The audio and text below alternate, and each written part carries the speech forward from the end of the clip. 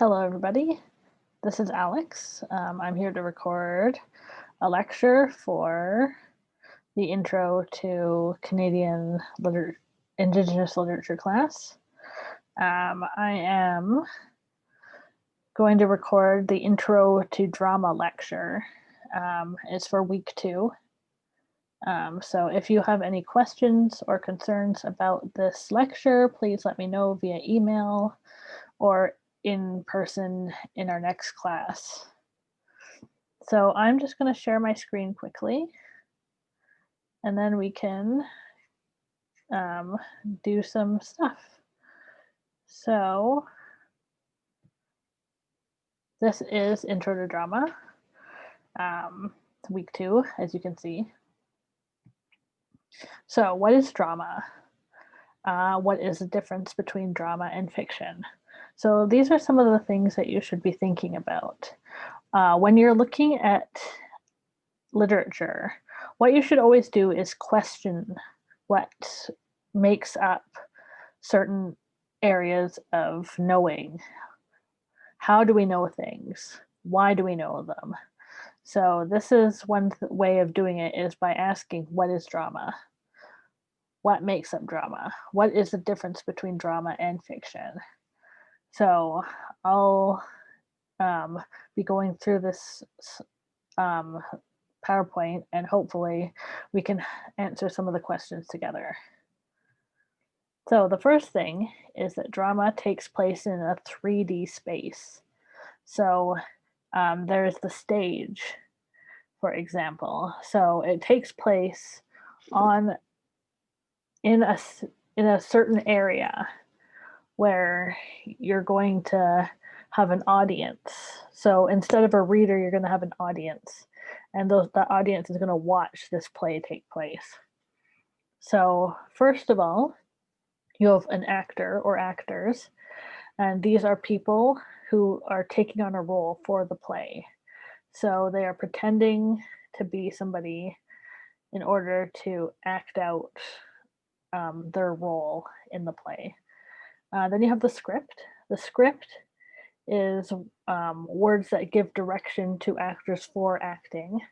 So usually this is written down so that actors can memorize their lines. So lines are words that are spoken by the actor, such as, "What light through yonder window breaks? It is the east, and Juliet is the sun. Arise, fair sun, and kill the envious moon, who is already sick and pale with grief." That is lines from Romeo and Juliet, a play by Shakespeare. There's also stage directions, which are actions that the actor takes according to the script. For example, one of the most famous stage directions, "Exit pursued by a bear," which is from A Winter's Tale, also a Shakespeare play. So you have the actor, the script, the lines, and the stage direction so far. I just wanted to show you a sort of diagram of the stage so that you sort of understand what the stage is doing. So if you look at this diagram, there's downstage and upstage. So downstage is closest to the audience, and upstage is back where the actors sort of disappear into occasionally to sort of switch costumes or whatever.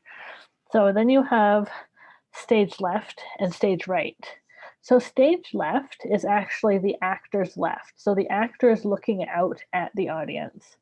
And so stage left is their left, and the audience's right. And stage right is the audience's left. So it's actually a little bit backwards.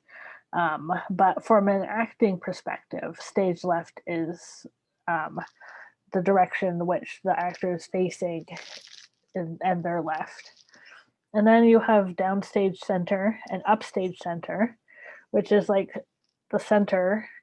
And then you have downstage, which is the closest part to the audience, and then upstage, which is the furthest away part from the audience. You have downstage left, downstage right, and upstage left and upstage right, and then just stage left and stage right. So um, all these quadrants, these ways that the stage is broken up, mean something for when the actors are moving around on the stage. So, for example, if you're in center stage, it might be important that you're paying attention to what happens in this place.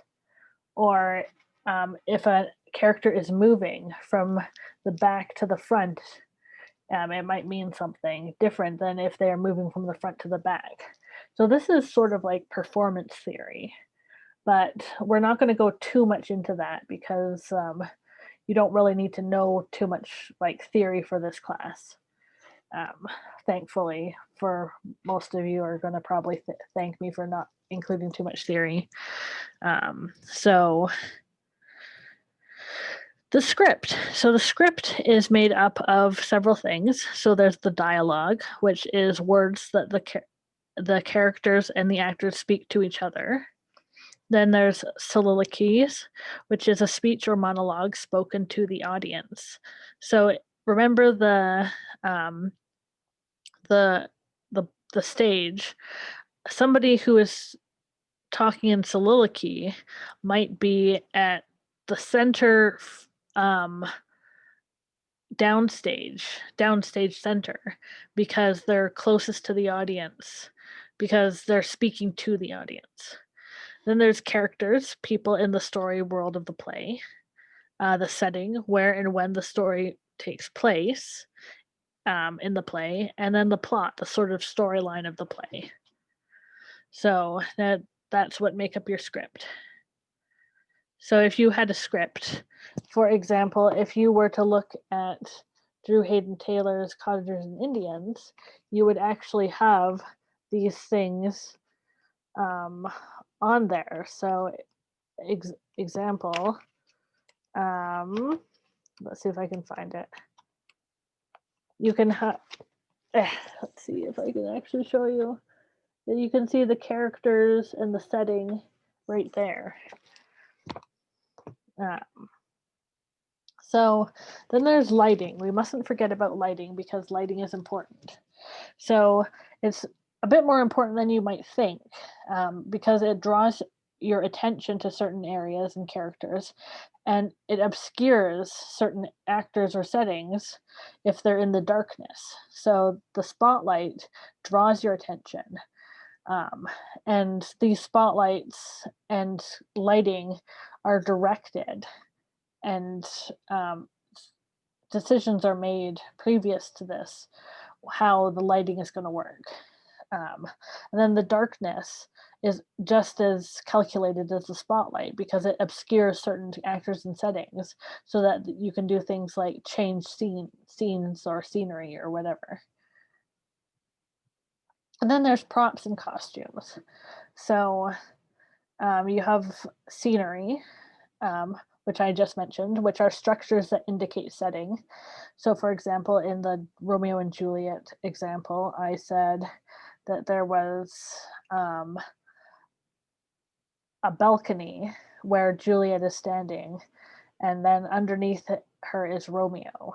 So you might have a prop that has an actual way of putting the actor up further on the balcony so that the actress can stand up there and look down at Romeo. Props, there's props. So these are sort of fake objects that are supposed to indicate real objects, but they're not really functional. So for example, you might have a telephone or a sword or a clock, and they probably don't really work. But they're stand-ins for the real object. And then you have costumes, which are props worn by actors to indicate a character's personality, class, or function. So, for example, if you had an actor dressed up in a crown with robes, that's probably royalty or a king of some sort. So you can sort of see how that works. So Then you have genre. So this is the traditionally known genres of drama are comedy, tragedy, tragicomedy, and melodrama.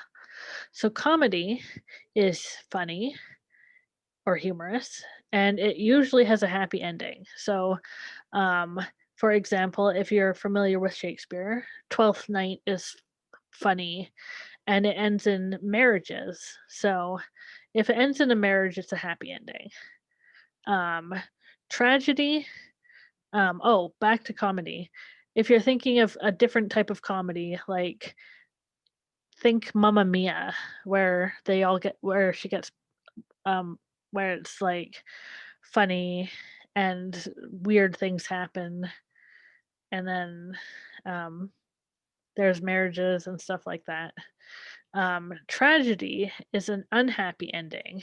The main character's flaws bring about their downfall. So once again, going back to Romeo and Juliet, um, the tragic ending is what makes it a tragedy because it's unhappy and it's the character's own fault that this has happened. Then you have tragicomedy, which is a combination of both tragedy and comedy.